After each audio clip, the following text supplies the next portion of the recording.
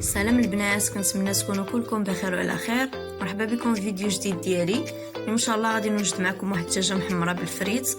تبعوا معايا الطريقه كيفاش غادي نصايبها. نبداو بسم الله. اول حاجه غادي ناخذوا الكوكوط، غادي نديروا فيها العطريه، شويه ديال البزار وشويه ديال الخرقوم وشويه ديال السكينجبير وشويه ديال الملحه.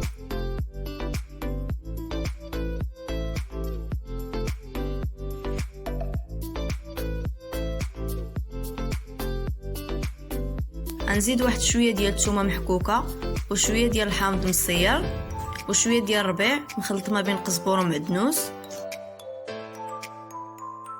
معلقه صغيره ديال السمن.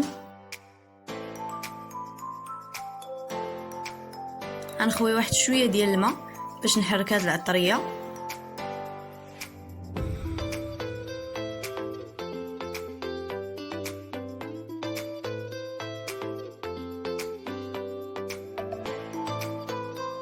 صافي دابا غادي ناخذ الدجاجه وغادي نشرملها مزيان في ديك العطريه.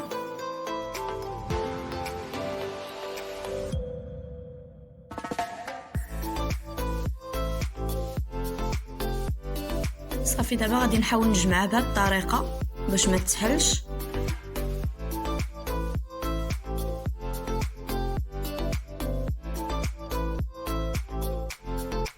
دابا غادي نزيد القنصه،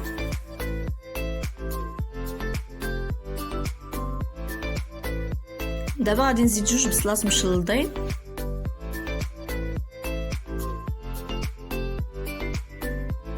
غنزيد واحد شويه ديال الزعفران الحر اللي درتو في واحد شويه ديال الماء تطلق.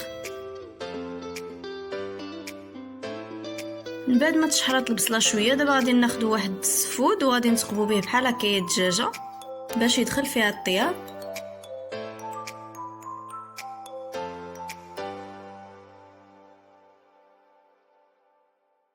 دابا غادي نديرو نص كاس صغير ديال الزيت البلديه. صافي دابا غادي نلوحو الكبده،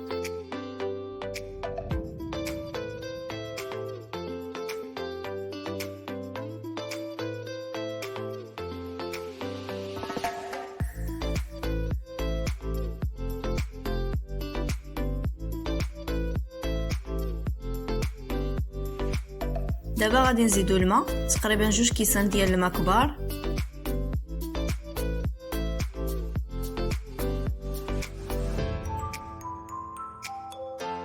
نحركوها وغادي نسدو عليها الطيب. صافي هنايا طابت الدجاجه، غادي نهزوها بشي صفايه.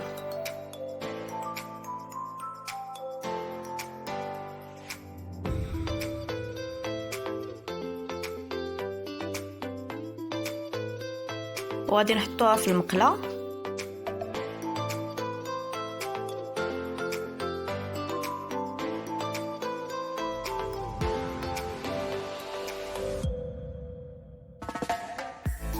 دابا غادي ناخذ واحد الطبيصيله، غادي ندير فيها واحد شويه ديال الزبده وشويه ديال التحميره وشويه ديال الزيت باش غادي ندهن بها الدجاجه، غير باش كتعطيها واحد الحموريه وكتعطيها واحد اللون زوين. صافي هنايا كنقلي واحد شويه ديال الفريت.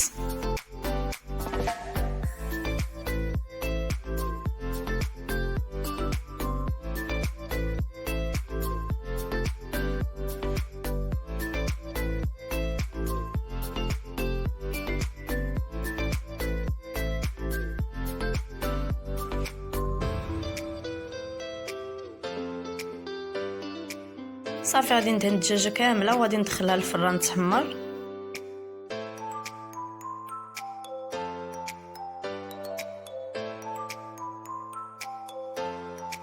صافي المريقه هنايا غادي نزيد لها واحد شويه ديال الزيت البلديه وغنلوح واحد الحبه ديال المسكه حره. صافي غادي نحركها مزيان حتى تنشف.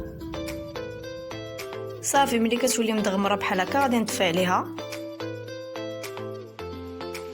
وهذا هو الشكل النهائي ديال الدجاجه محمره. كنتمنى الى عجبكم الفيديو ما تنساوش تخليو لي شي لايك وشي كومونتير وتشتركوا في القناه ديالي، وبسلامه عليكم.